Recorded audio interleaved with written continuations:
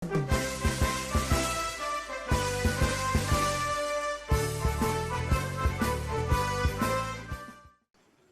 adalah beberapa saya bertampilkan beberapa slide dari Kementerian Pendidikan ya, yang secara intinya penyiapan pembelajaran tatap muka itu betul-betul harus dihitung dengan sangat matang ya, tidak hanya normatif, oh siap, kami siap dengan protokol, tapi kemudian saat kita cek di lapangan banyak sekali bolongnya. Nanti saya akan tampilkan survei KPAI ya. Pada intinya semua harus terlibat, semua unsur masyarakat yang merasa berkepentingan dan harus merasa ya berkepentingan, termasuk orang tua murid di masing-masing sekolah itu harus betul-betul concern untuk menilai bagaimana kesiapan infrastruktur sekolah, sehingga saat mulai kasus melandai pun sekolah itu harus sudah siap. Bisa jadi saat ini kita memang nyatakan belum siap sekolah itu, mungkin akan siap misalnya 3 atau 4 bulan lagi sudah mulai melandai secara nasional. Nah, diharapkan sekolah itu melakukan penyiapan ketika melandai, maka fasilitas infrastruktur sekolah sudah cukup baik dalam mengantisipasi atau melakukan protokol-protokol yang harus dilakukan di sekolah. Rekomendasi teknis IDAI bagi orang tua yang IDAI ini Ikatan Dokter Anak Indonesia, kami ada Satgas COVID khusus untuk mengkaji hal-hal teknis. Ini adalah salah satu rekomendasi terpenting ya, bagi orang tua yang mempertimbangkan persetujuan kegiatan pembelajaran tatap muka dalam masa pandemi, baik setelah vaksin selesai pun mungkin vaksin baru akan diperhitungkan bisa mencapai perhitungan herd immunity baru 1 tahun ke depan ya.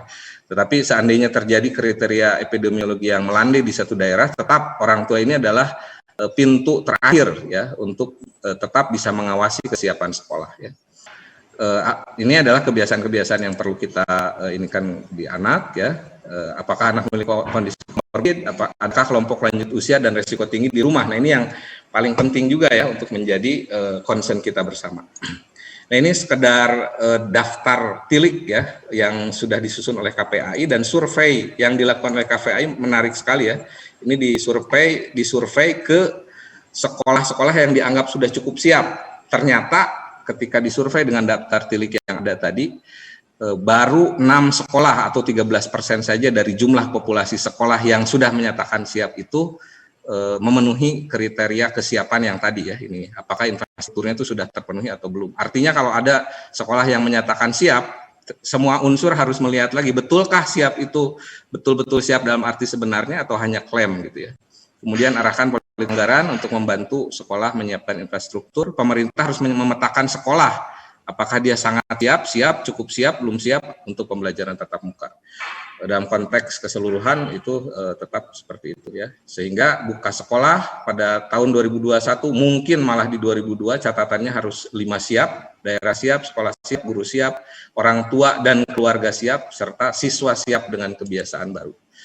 Ini adalah pertanyaan penting, epidemiologi, apakah wabah sudah terkendali? Kalau sudah iya, oke, berarti satu kriteria terpenuhi. Sistem kesehatannya, apakah sudah difikirkan oleh pihak sekolah?